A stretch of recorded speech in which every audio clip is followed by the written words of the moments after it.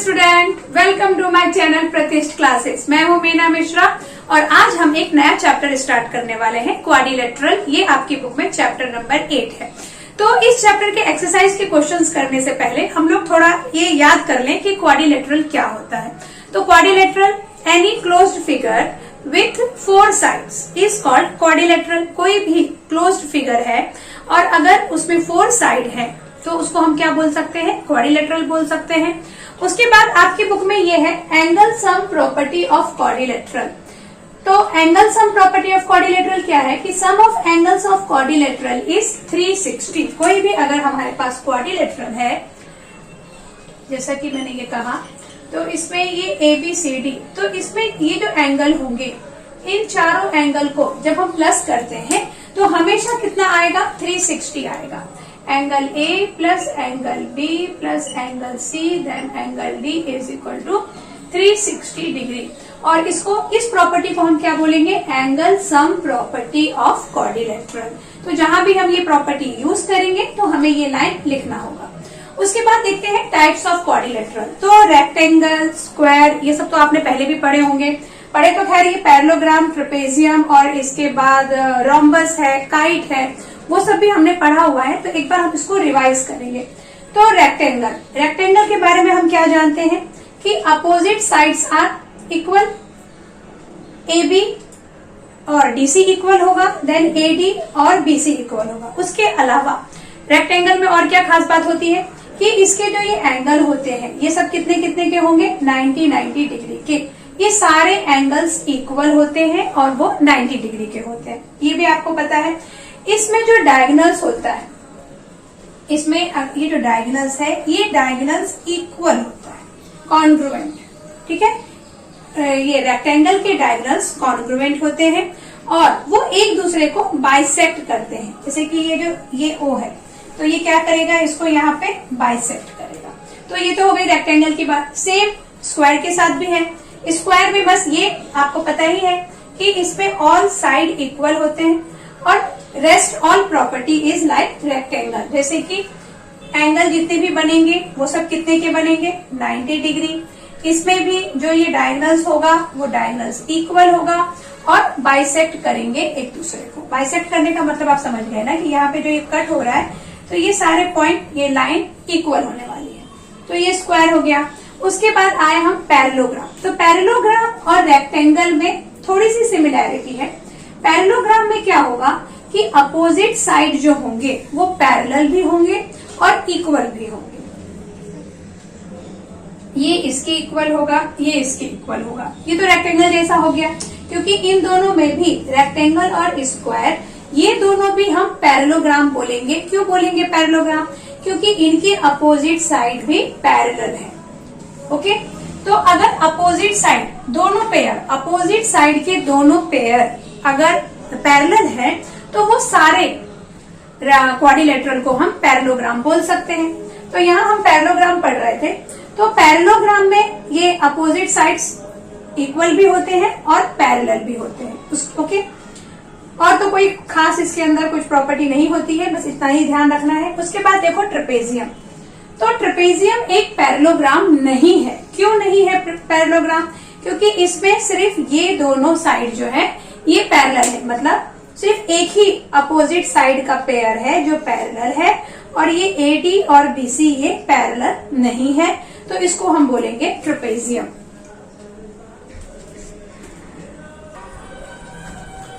आगे देखो, ये है रोम्बस। तो रोम्बस किसके सिमिलर होता है, स्क्वायर के सिमिलर होता है, क्योंकि स्क्वायर में भी all sides are equal and in rhombus also we have all sides are equal. ये चारों के चारों इक्वल होंगे, लेकिन इसके जो एंगल होते हैं वो 90 डिग्री नहीं होते हैं, जो कि हमने स्क्वायर में प्रॉपर्टी पढ़ी थी। तो ये हो गया रोम्बस। और काइट, काइट में क्या होता है, जो pair of adjacent side, pair of adjacent sides are equal. जैसे ये इसके इक्वल होगा और ये इसके इक्वल होगा, इसमें अपोजिट साइड का नहीं होता है, तो ये काइट हो गया। ओके, तो ये सब हम लोगों ने क्वाड्रिलेटरल के जो टाइप्स हैं वो डिस्कस कर लिया। अब जो हमारा फर्स्ट क्वेश्चन है एक्सरसाइज 8.1 का, वो हम देखेंगे। तो देखो इसमें क्या लिखा है, the angles of quadrilateral are in the ratio. इस रेशो में हमारे पास क्वाड्रिलेटरल के एंगल्स है।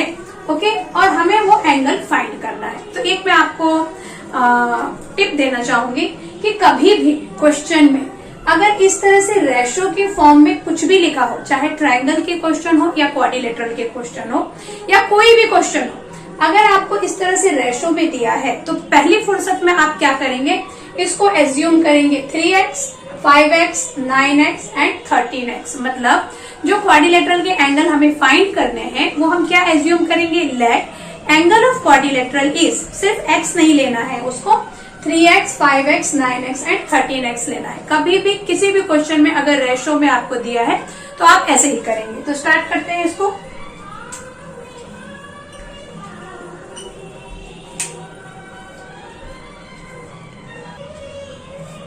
तो हम क्या करेंगे, लेट एंगल्स ऑफ क्वाड्रिलेटरल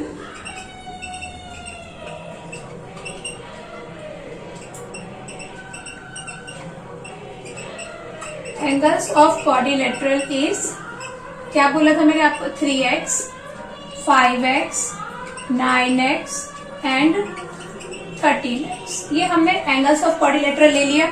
अब हमारे पास क्या है, प्रॉपर्टी है angle sum property of quadrilateral. According to that property हम क्या लिख सकते हैं, 3x plus 9x plus 5x plus 13x is equal to कितना हो जाएगा, 360। और ये क्यों होने वाला है, sum of angle sum property of quadrilateral, angle sum property of quadrilateral.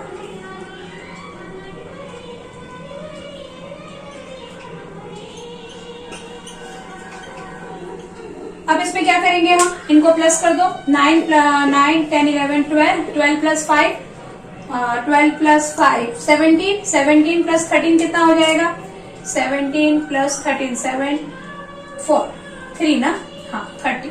तो यहाँ पे कितना आ गया, 30x इज इक्वल टू 360। अब यहाँ से हम जब x की वैल्यू निकालेंगे तो कितना आ जाएगा, 360/30। ये 0 से 0 कैंसिल, 3 1 जा 3, 3 2 जा 6। तो यहाँ से हमें x की वैल्यू मिल गई 12। अब इस x की वैल्यू को हम इस सब में रख दें। जैसे हमने एक एंगल 3x लिया, दूसरा 5x, then 9x, then 13x। तो एंगल क्या फाइंड हो जाएंगे हमें, एंगल्स आर 3x। तो 3x है मतलब 3 इंटू 12 दैट इज 36। उसके बाद कौन सा एंगल लिया था हमने, 5x। 5x means 5 into 12 that is 60। Then next 9x। 9x means 9 into 12, 9 2 80 and 9 1 9 10, 108। और जो लास्ट है हमारा 13x, उसको मैं यहाँ लिख देती हूँ, 13x मीन्स 13 इंटू 12। तो 13 इंटू 12 कितना हो जाएगा, 36, 156 डिग्री। तो ये हमारे सारे एंगल आ गए। तो आपको ये समझ में आ ही गया होगा कि हमने कैसे ये सम सॉल्व किया। काफी इजी क्वेश्चन था। अब उसके बाद जो क्वेश्चन नंबर 2 है वो हम देखते हैं कि कैसे करना है। अभी हम सेकेंड क्वेश्चन देखेंगे। If the diagonals of parallelogram are equal, मतलब ये पैरेललोग्राम है। पैरेललोग्राम अभी हमने डिस्कस किया था कि पैरेललोग्राम वो सारे क्वाड्रिलेटरल हो सकते हैं जिसके अपोजिट जो साइड होंगे वो पैरेलल हो। तो इसमें ये अपोजिट साइड पैरेलल है।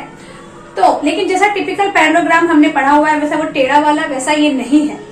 अब इसमें क्या है कि if the diagonals of parallelogram are equal then show that it is a rectangle. अब हमें इसे रेक्टेंगल प्रूव करना है। क्यों? क्योंकि इसके डायगोनल्स इक्वल दिए हुए हैं, जबकि जो पैरेललोग्राम होता है उसके डायगोनल्स कभी भी इक्वल नहीं होते हैं। लेकिन इसके डायगोनल हमें इक्वल बोल रहे हैं और हमें ये बोलना है कि ये क्या है, एक रेक्टेंगल है। तो ऐसा हम एक डायगोनल बना लें। ये थोड़ा मैं फ्री हैंड कर रही हूँ तो लाइन आड़ी तिरछी हो रही है, आप लोग स्केल से बनाइए। सॉल्व करें हम सोल्यूशन। तो हम यहाँ क्या ले लें, let ABCD is a parallelogram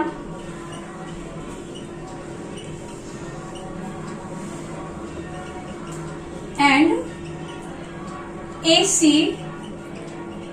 and DB is diagonals। ये हमें इन्होंने दे दिया है कि ABCD एक पैरेललोग्राम है और BD और AC ये हो गए इसके डायगोनल। और क्या चीज हमें दी हुई है कि AD इज इक्वल ये DB is equal to AC। अच्छा, अब हम क्या करेंगे, हमें ये प्रूव करना है कि ये एक रेक्टेंगल है। तो रेक्टेंगल की प्रॉपर्टी क्या होती है, एक तो ये कि उसके जो साइड्स होंगे वो पैरेलल होंगे, ये तो ऑलरेडी इन्होंने पैरेललोग्राम बोल दिया है, तो वो है ही बात सही कि ये साइड जो है अपोजिट साइड वो पैरेलल भी है और साथ ही साथ अपोजिट साइड्स इक्वल भी है। क्यों? क्योंकि पैरेललोग्राम तो बोला हुआ है, पैरेललोग्राम में ये सब चीजें होती हैं। रेक्टेंगल और पैरेललोग्राम में डिफरेंस सिर्फ इतना है कि जो रेक्टेंगल होते हैं उसमें जो ऑल एंगल्स हैं वो सब 90-90 होंगे और पैरेललोग्राम में ऐसा नहीं होता है।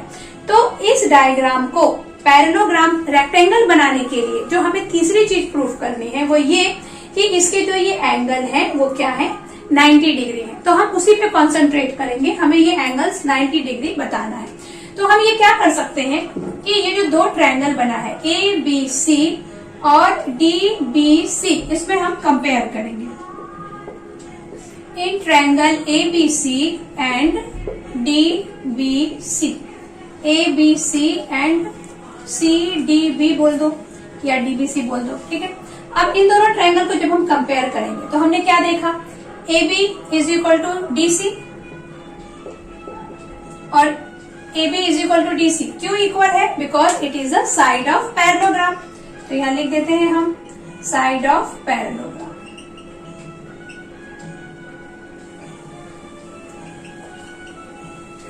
देन नेक्स्ट हम और क्या बोल सकते हैं, हमने क्या बोला कि AB is equal to DC, उसके बाद हम बोल सकते हैं BC is equal to CB, BC is equal to CB। यहां हमने क्या लिया है, दूसरा angle triangle ABC and DBC। DBC की जगह हम BC CB CBD ले लेते हैं यहाँ पर, CBD। ओके, तो BC is equal to CB, BC is equal to CB, ये क्या है, कॉमन साइड है। ओके, और हम क्या बोल सकते हैं, और क्या इक्वल दिया है हमको यहाँ पे, DB is equal to AC। ये हमें गिवन है, क्या गिवन है कि डायगोनल्स आर इक्वल। तो हम यहाँ सीधे लिखते हैं DB is equal to AC and it is given. तो इसके बेस पे हम क्या बोल सकते हैं कि ये जो दोनों ट्रायंगल हमने लिया था, कौन से दो ट्रायंगल, ABC और CBD, ये दोनों ट्रायंगल CBD एंड ABC, ये दोनों ट्रायंगल क्या है, कॉन्ग्रुएंट है। तो हम यहाँ क्या लिख देंगे, therefore triangle ABC is congruent triangle CBD,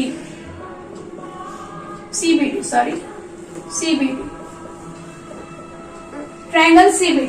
और ये क्यों कॉन्ग्रुएंट बोल दिया हमने, बाय SSS कॉन्ग्रुएंसी। ये आपने पढ़ा हुआ है कि अगर 3 साइड इक्वल होते हैं, 3 साइड कॉन्ग्रुएंट होते हैं, तो उसको हम कौन सी कॉन्ग्रुएंसी बोलेंगे, SSS कॉन्ग्रुएंसी। तो यहाँ अभी हमने 3 साइड को कॉन्ग्रुएंट बोला है। SSS कॉन्ग्रुएंसी होने से क्या होगा कि हम नेक्स्ट ये बोल सकते हैं कि ये एंगल और ये एंगल जो है वो कॉन्ग्रुएंट है। और इसका रीजन हम क्या लिखेंगे, CPCT, corresponding part of congruent triangle. तो ये वाला ट्रायंगल और ये वाला ट्रायंगल, ये अगर कॉन्ग्रुएंट है तो इस ट्रायंगल का ये एंगल और इस ट्रायंगल का ये एंगल हम क्या बोल सकते हैं, कॉन्ग्रुएंट। तो हम बोल देंगे therefore angle ABC is congruent angle BCD और रीजन क्या लिखेंगे हम, CPCT, रीजन हो जाएगा CPCT। हाँ, CPCT का फुल फॉर्म मैंने अभी आपको बताया, corresponding part of congruent triangle. तो ये कॉरेस्पॉन्डिंग पार्ट है कॉन्ग्रुएंट ट्रायंगल का, तो ये कॉमन हो गया। ओके, अब हम नेक्स्ट क्या ले सकते हैं, नेक्स्ट हम ये लिख सकते हैं कि AB और ये जो DC है ये हो गया आपका पैरेलल, और इसमें ये जो AC लाइन हो गई, या फिर हम ऐसा कर सकते हैं कि AB और DC पैरेलल लेके BC ट्रांसवर्सल ले लें। AB और DC पैरेलल और BC ट्रांसवर्सल, ये हम कैसे ले रहे हैं देखो, मैं यहां बना देती हूँ। जैसे AB, ये A और ये B है, और ये क्या है हमारा D और ये C, ये दोनों पैरेलल है, और BC ये जो इस लाइन को हमने ट्रांसवर्सल ले लिया। ओके, ऑलरेडी हम बोल चुके हैं कि B और C एंगल इक्वल है। अब अगर AB और ये CD या DC पैरेलल हुआ और ये लाइन अगर ट्रांसवर्सल हुआ तो ये क्या हो जाएगा, इंटीरियर एंगल, ये दोनों, और इंटीरियर एंगल को प्लस करेंगे तो कितना आ जाएगा 180 डिग्री। तो यही चीज हम यहाँ पे लिखने वाले हैं। हम यहाँ क्या लिखेंगे, AB is parallel BC and BC is transversal। तो हम क्या लिख सकते हैं, therefore angle B plus angle C is equal to कितना हो जाएगा 180 डिग्री। और क्यों हो जाएगा, because it is a interior angle. तो यहां लिख देंगे इंटीरियर एंगल। अब ऑलरेडी हम बोल चुके हैं कि ये B और ये जो C है वो तो इक्वल है, तो इसका मतलब हम क्या कर सकते हैं, यहाँ पर आप BC को ABC, मतलब B के प्लेस पे C या C के प्लेस पे हम B लिख सकते हैं। तो इसको ये 3 लेटर वाला नेम ही दे दो, ABC plus ABC is equal to कितना हो जाएगा 180 डिग्री। इसको आप 1 नाम दे दो और यहाँ लिख दो फ्रॉम 1। ये समझ में आ गया ना आपको, ये हमने कैसे लिखा। अब ABC मतलब कितने ABC हो गए, 2ABC हो गया। 2ABC is equal to 180 degree. तो यहां से हम क्या लिख देंगे, ABC is equal to 180/2। It means what, ABC is equal to हो गया 90 डिग्री। अब हमारा ABC 90 डिग्री है तो C भी कितना होगा 90 डिग्री। तो हम यहाँ क्या लिख देंगे, therefore angle C is equal to 90 degree, क्योंकि वो दोनों तो इक्वल थे, ये B और C तो इक्वल है ना, तो C भी कितना हो गया 90 डिग्री हो गया। मतलब ये दोनों जो हमारे एंगल थे ये हमने 90 डिग्री बोल दिया। अब हम नेक्स्ट क्या लिखेंगे कि ये जो हमारे पास जो पैरेललोग्राम है इसमें ये जो एंगल, तो ये 90 डिग्री है दोनों, तो हम इसका आंसर क्या लिखेंगे, देयरफॉर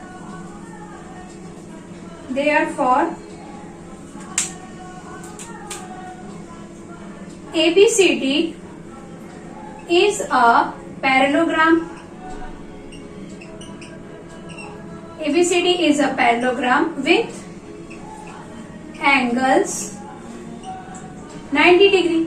और अगर पैरेललोग्राम है और 90 डिग्री का एंगल है, इट मीन्स क्या, देयरफॉर ABCD इज अ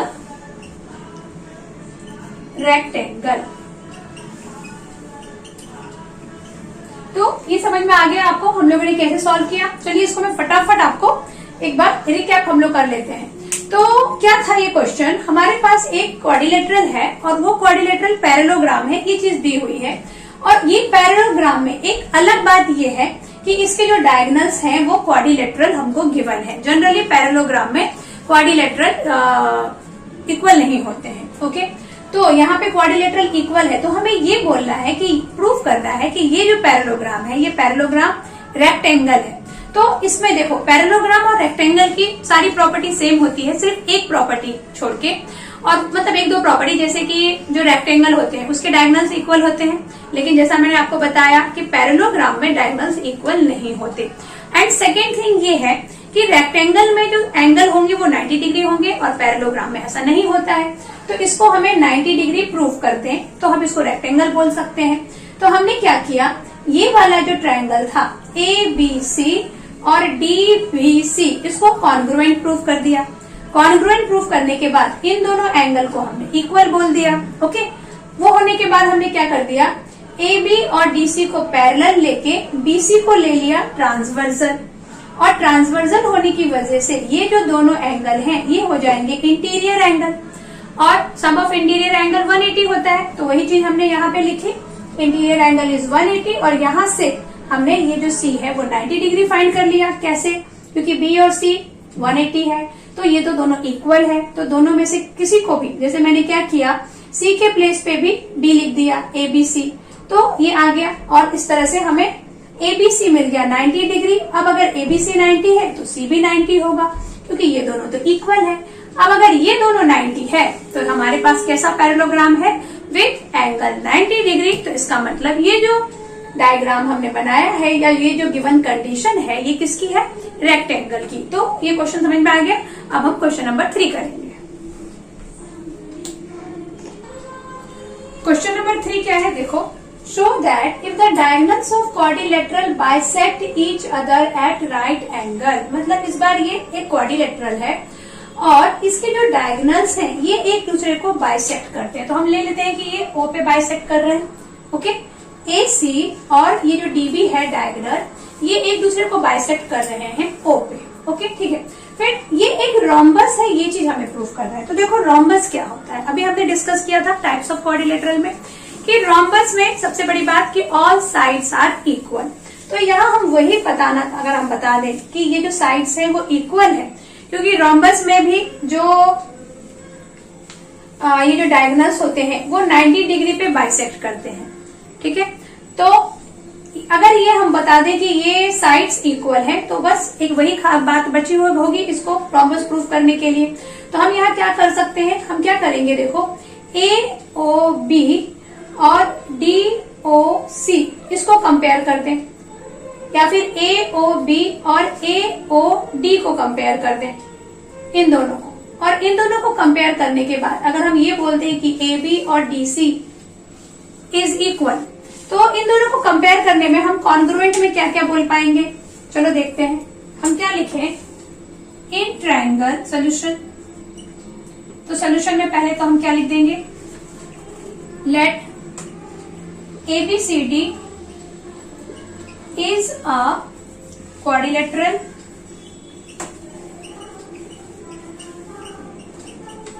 और क्या दिया हुआ है? AC and TB bisect each other, या सीधे लिखते हैं बाइसेक्ट एट पॉइंट O। और क्या कर रहा है? At right angles, at right angles. ये बाइसेक्ट भी कर रहे हैं और क्या बना रहे हैं? राइट एंगल भी बना रहे हैं। तो अब हम क्या लिख सकते हैं? In triangle AOB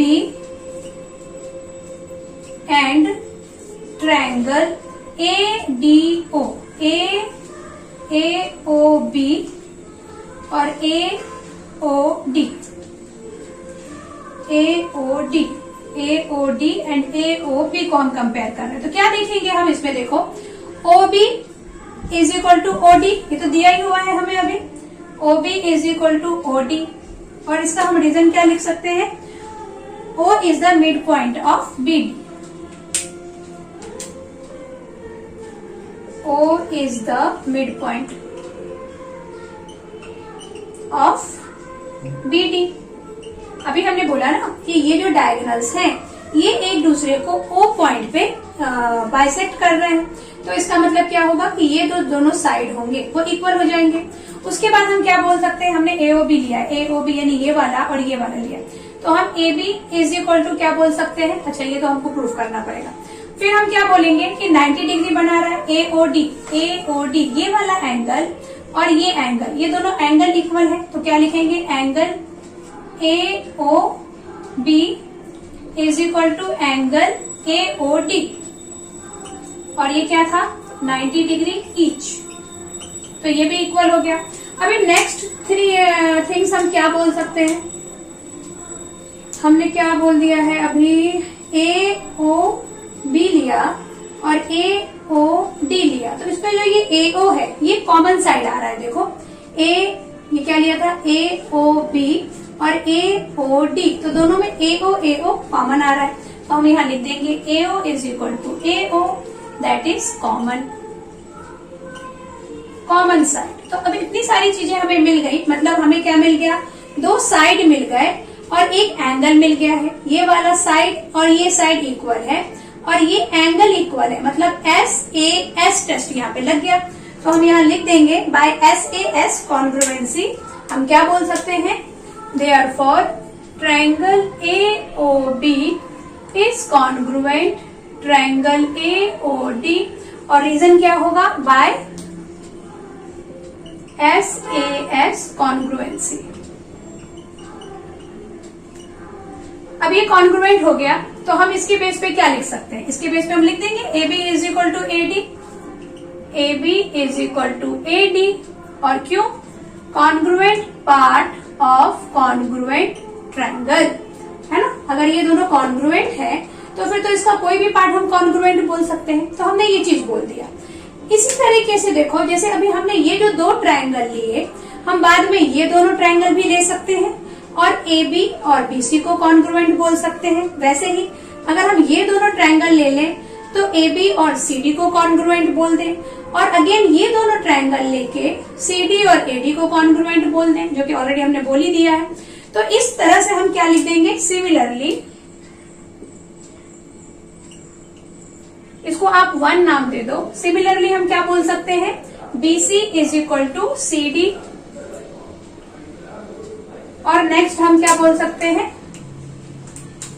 BC is equal to CD बोल दिया हमने, AD इज इक्वल, और इसको आप 2 नाम दे दो, और हम बोल सकते हैं CD is equal to DA, ये CD is equal to DA, और इसको आप नाम दे दो 3। तो 1, 2 और 3 को देख के हमें क्या पता चला कि all sides are equal, therefore all sides, या फिर आप सीधे ऐसा लिख दें, हम यहाँ पे सीधे क्या लिख सकते हैं, therefore AB is equal to BC is equal to CD is equal to DA, और ये कहां से देखा हमने, कैसे ऑब्जर्व किया, फ्रॉम 1, 2 एंड 3। तो यहाँ लिख देंगे फ्रॉम 1, 2 एंड 3। तो देयरफॉर क्या हो सकता है, ABCD is a rhombus. Clear हो गया आपको। तो हमें बार बार ऐसा ये सब कुछ करके और ये साइड्स को इक्वल करने की जरूरत नहीं है, क्योंकि हमने एक बार तो इन दोनों को जैसे कॉन्ग्रुएंट प्रूव किया, वैसे ही बाकी के सारे जो ये एंगल है, ट्रायंगल जो है, वो भी सब कॉन्ग्रुएंट होंगे।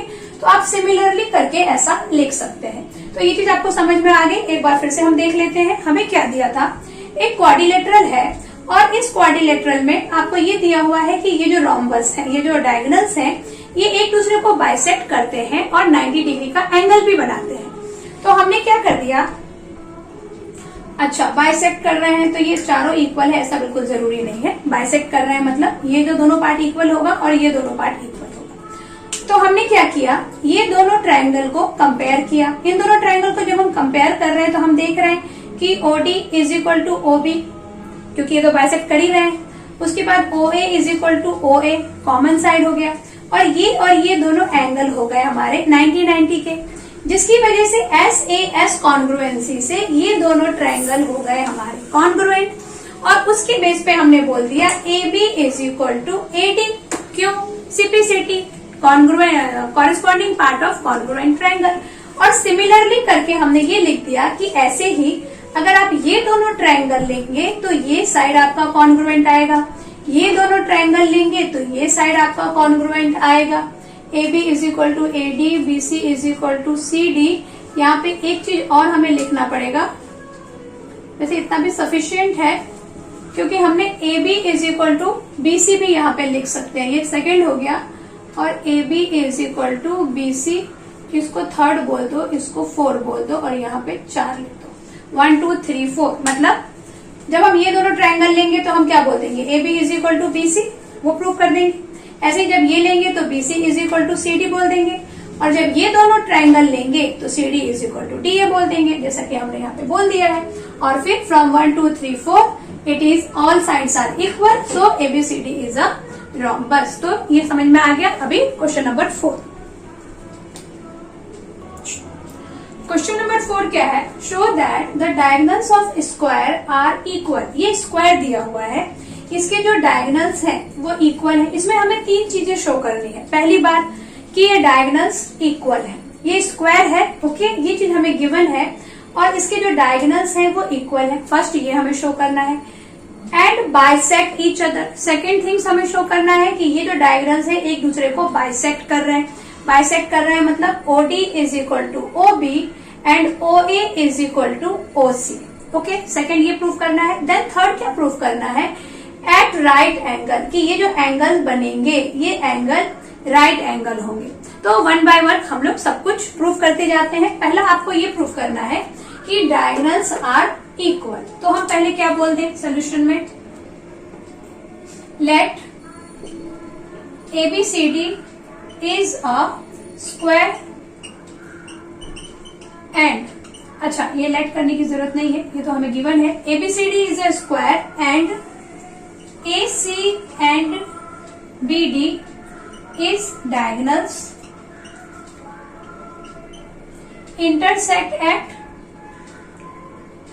इंटरसेक्ट कहां कर रहे हैं, एट पॉइंट O।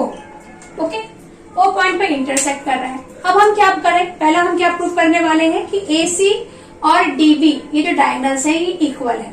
तो अगर हम ये ट्रायंगल ले लें, ट्रायंगल ABC, और दूसरा ट्रायंगल हम कौन सा ले लें, दूसरा ट्रायंगल हम ले लें BCD, ABC और BC या फिर ऐसा ADC, ये वाला ट्रायंगल लेने से काम नहीं चलेगा, हमें क्या लेना पड़ेगा, ट्रायंगल ABC एंड BAD।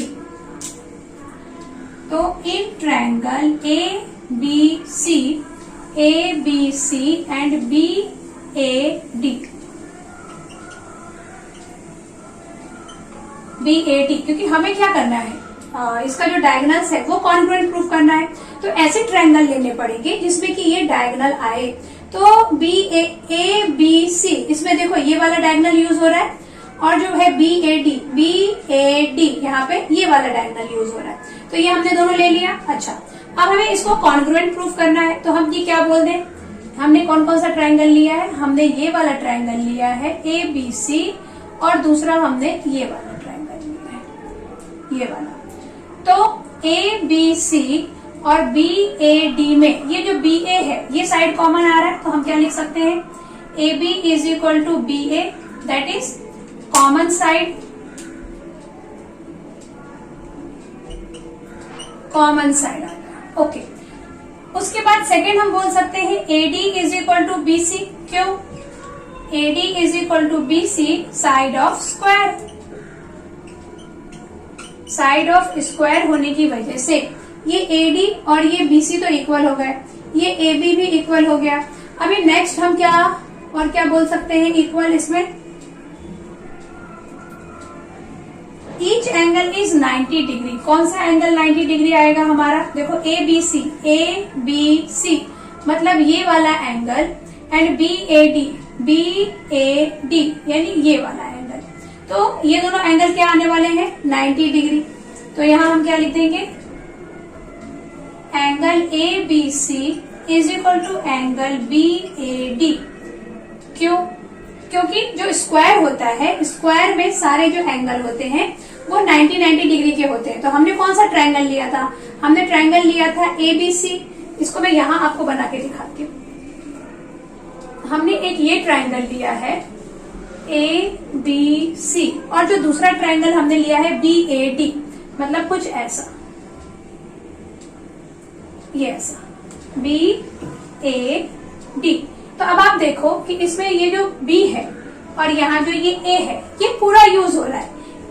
इस वाले ट्रायंगल में ये जो A है ना ये सिर्फ आधा यूज हुआ है, लेकिन जब हम इस ट्रायंगल की बात करेंगे, ये वाले ट्रायंगल की, तो इसमें ये जो A है ये पूरा यूज हुआ है, और ये 90 है, ये भी 90 है। तो इस तरह से हमने ABC is equal to BAD लिख दिया, और क्या लिख देंगे, ईच 90 डिग्री, क्योंकि स्क्वायर में ऑल एंगल्स 90 डिग्री का होता है।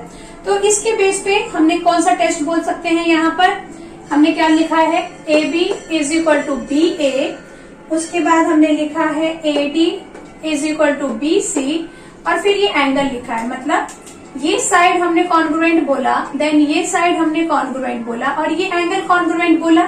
तो हम यहाँ लिख सकते हैं triangle ABC is congruent triangle BAD और बाय SAS कॉन्ग्रुएंसी,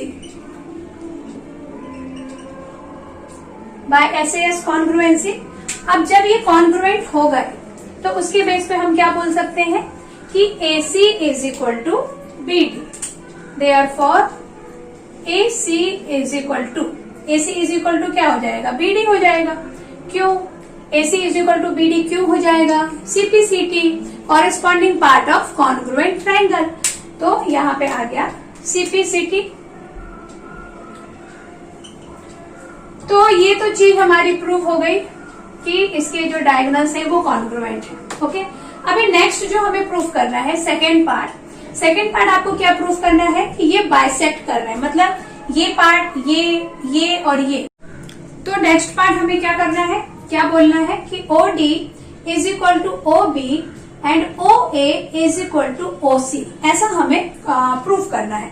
तो ऐसा प्रूफ करने के लिए हम क्या करेंगे, अब ऐसा कुछ अगर अपन कर दें कि ये दोनों ट्रायंगल ले लें और इन दोनों ट्रायंगल को अगर हम कॉन्ग्रुएंट बोल सकते हैं तो उसके बेस पे हम बाद में बोल देंगे CPCT से OA is equal to OC and OD is equal to OB। मतलब ये जो दो ट्रायंगल हैं AOD और BOC, इसे हमें कॉन्ग्रुएंट प्रूफ करना है। तो कॉन्ग्रुएंट प्रूफ करने से पहले हम ये काम करेंगे कि हम ले लेंगे AD और BC पैरेलल है और ये जो D है ये ट्रांसवर्सल है। मैं आपको पहले डायग्राम में समझा देती हूँ, फिर हम इसको अलग से करेंगे। हम क्या लिखने वाले हैं, AD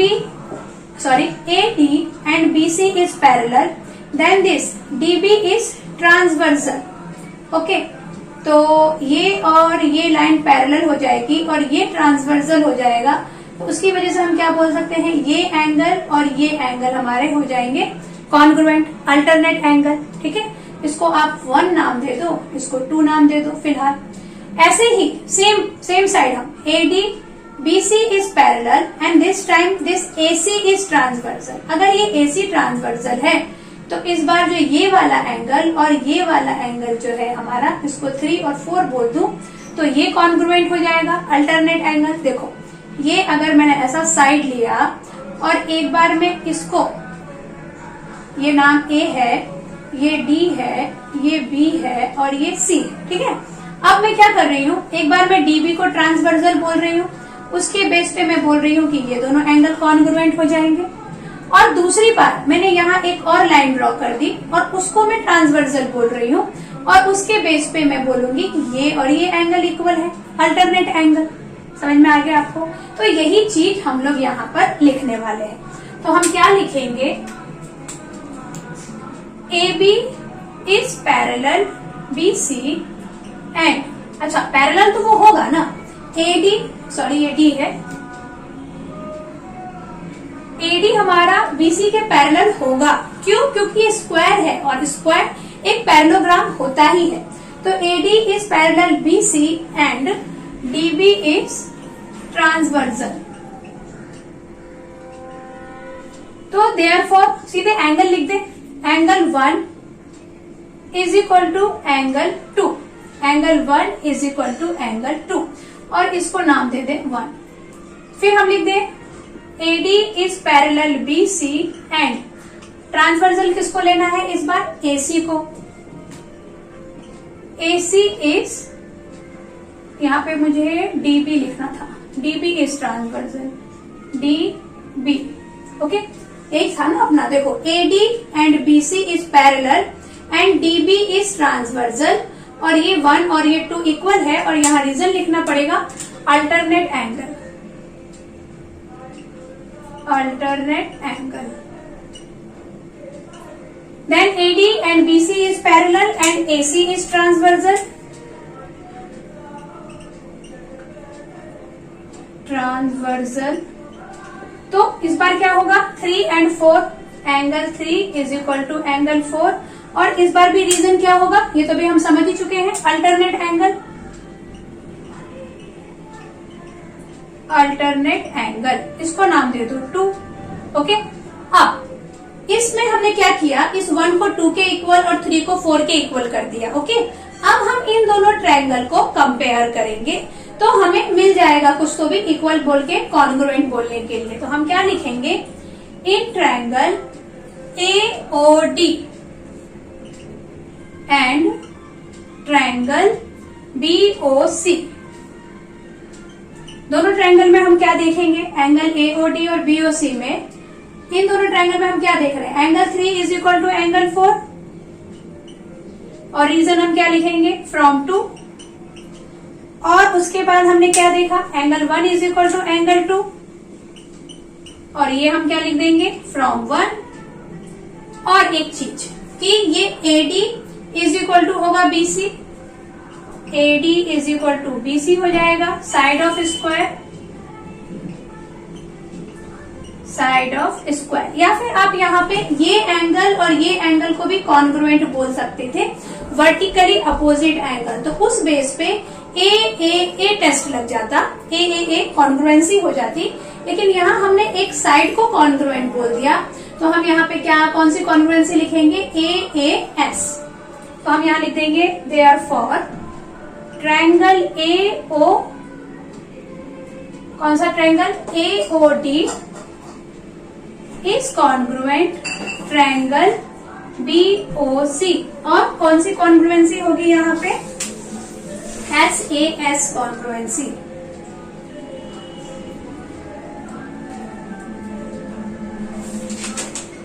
यहाँ पे कॉन्ग्रुएंसी होगी ASA congruency by ASA congruency. ठीक है, तो ये हमने बोल दिया। तो देयरफॉर हम क्या बोल सकते हैं, एओ इज इक्वल टू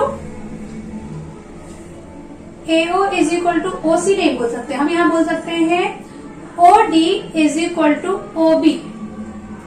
हम यहाँ लिख देंगे OD is equal to OB. तो OD is equal to OB लिख देंगे और AO is equal to OC लिख देंगे, O A is equal to OC. और ये दोनों का रीजन क्या है, CP corresponding part of congruent triangle. क्योंकि हमने ये वाला ट्रायंगल और इस ट्रायंगल को कॉन्ग्रुएंट प्रूव किया है, तो इसकी बेस पे हम AO is equal to OC और OD is equal to OB लिख सकते हैं। तो सेकेंड चीज जो था हमारा कि बाइसेक्ट ईच अदर, तो ये हमने यहाँ पे प्रूव कर दिया कि ये जो डायगोनल्स हैं ये एक दूसरे को क्या कर रहे हैं, बाइसेक्ट कर रहे हैं। अभी जो थर्ड पार्ट है, थर्ड पार्ट क्या कि राइट एंगल पे बाइसेक्ट कर रहे हैं, वो हम लोग प्रूव करेंगे। अभी जो नेक्स्ट हमें प्रूव करना है वो ये कि ये एंगल, मतलब ये जो बाइसेक्ट हो रहे हैं ये राइट एंगल पे बाइसेक्ट हो रहे हैं। तो राइट एंगल पे बाइसेक्ट हो रहे हैं मतलब अगर हम ये बोल दें कि ये और ये जो एंगल है वो 90 डिग्री है, या ये और ये एंगल, मतलब सारे जो एंगल्स हैं वो 90 डिग्री हैं, तो इसके बेस पे हम बोल सकते हैं कि राइट एंगल पे बाइसेक्ट हो रहा है। तो इस बार हम क्या करेंगे, in triangle AOD, in triangle AOD and triangle AOB में, एओबी और एओडी में क्या करें, फटाफट हम कर लेते हैं। इसमें हम क्या लिख देंगे, OD is equal to OB, proved. अभी हमने प्रूव किया था कि ये ओबी और ओडी इक्वल है। उसके बाद AO is equal to OA, common है। और उसके बाद AD is equal to AB है, साइड ऑफ स्क्वायर। तो साइड ऑफ स्क्वायर होने की वजह से हम क्या बोल सकते हैं, therefore AOD is congruent triangle AOB और by SSS congruency, by SSS congruency. ये हो गया, ओके। अब अगर ये दोनों कॉन्ग्रुएंट हैं तो इसका मतलब ये एंगल और ये एंगल ये भी क्या होंगे, कॉन्ग्रुएंट होंगे। तो यहां लिख देती हूं, therefore angle AOD congruent angle AOB, AOB. और ये क्यों होगा, CPCT corresponding part of congruent triangle. अब आप ये देखो कि ये जो दोनों एंगल हैं, ये दोनों एंगल क्या बना रहे हैं, लीनियर पेयर बना रहे हैं। तो यहाँ लिख देते हैं angle AOD plus angle AOB is equal to कितना, 180 डिग्री। और रीजन क्या लिख देंगे, लीनियर पेयर। अब यहाँ पे क्या है, ये दोनों इक्वल है, तो आप एओडी प्लस एओबी के प्लेस पे भी हम क्या लिख सकते हैं, एओडी। क्यों लिख सकते हैं, क्योंकि अभी हमने इन दोनों को इक्वल बोला है। तो आप AOB के प्लेस पे यहाँ पर AOD लिख सकते हो। तो ये आ गया 180 डिग्री, इधर से क्या मिल गया 2 AOD is equal to 180 degree, और यहाँ से मिल गया AOD is equal to 180/2, it means 90 degree. AOD क्या है हमारा 90 डिग्री है, और इसी तरीके से AOD अगर 90 डिग्री है तो देयरफॉर एंगल AOB ये भी कितना होगा 90 डिग्री होगा। मतलब ये दोनों एंगल अगर 90 है तो ये वाले तो 90 होंगे ही ना, क्योंकि अगर ये 90 है तो ये भी 90 होगा, ये भी 90 होगा, सारे ही 90 होंगे। कैसे 90 होंगे आप समझ गए ना। देखो अगर ये वाला पार्ट है, ये साइड अगर 90 बना रहा है तो ये साइड भी 90 बनाएगा ही। तो हम यहाँ लिख देंगे therefore angle BOC equal to angle COD is equal to 90 degree. सारे ही 90 बना रहे हैं। इसका मतलब क्या हो गया कि diagonals of a square are equal and bisect each other at right angle, therefore diagonals bisect each other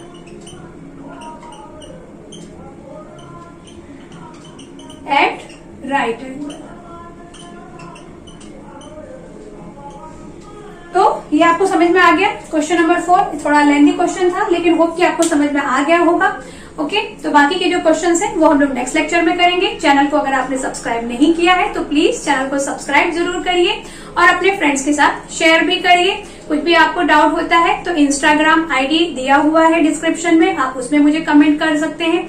अगर आपको ये जो एक्सरसाइज के क्वेश्चंस हैं ये आपको रिटर्न में चाहिए तो वो भी आपको वहां अवेलेबल होगा। आप मुझे ईमेल भी कर सकते हैं या फिर कमेंट सेक्शन में लिख सकते हैं। मिलते हैं नेक्स्ट लेक्चर में। Bye, thanks for watching.